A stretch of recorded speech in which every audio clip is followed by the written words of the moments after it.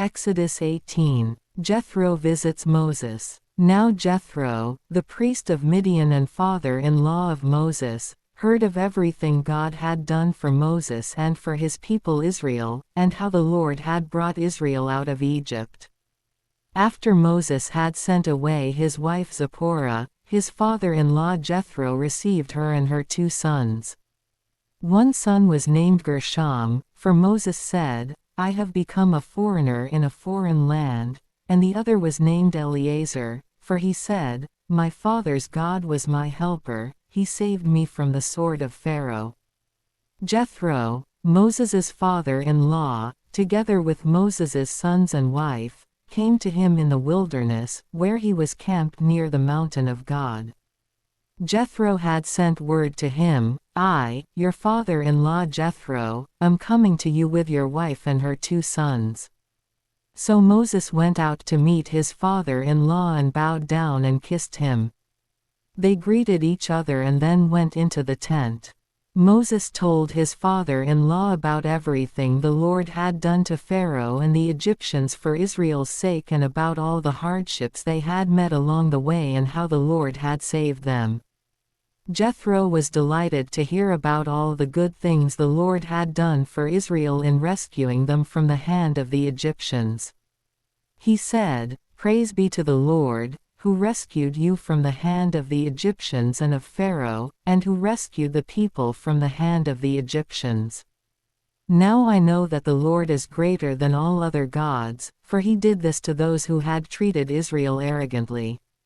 Then Jethro, Moses's father-in-law, brought a burnt offering and other sacrifices to God, and Aaron came with all the elders of Israel to eat a meal with Moses's father-in-law in the presence of God. The next day Moses took his seat to serve as judge for the people, and they stood around him from morning till evening. When his father-in-law saw all that Moses was doing for the people, he said, "What is this you are doing for the people? Why do you alone sit as judge, while all these people stand around you from morning till evening?" Moses answered him, "Because the people come to me to seek God's will. Whenever they have a dispute, it is brought to me, and I decide between the parties and inform them of God's decrees and instructions." Moses's father-in-law replied, "What you are doing is not good.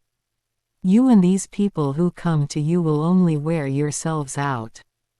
The work is too heavy for you, you cannot handle it alone. Listen now to me and I will give you some advice, and may God be with you. You must be the people's representative before God and bring their disputes to him. Teach them his decrees and instructions, and show them the way they are to live and how they are to behave.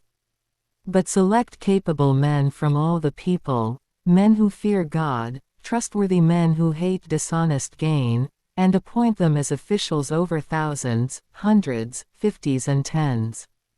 Have them serve as judges for the people at all times, but have them bring every difficult case to you, the simple cases they can decide themselves. That will make your load lighter, because they will share it with you. If you do this and God so commands, you will be able to stand the strain, and all these people will go home satisfied." Moses listened to his father-in-law and did everything he said. He chose capable men from all Israel and made them leaders of the people, officials over thousands, hundreds, fifties and tens. They served as judges for the people at all times.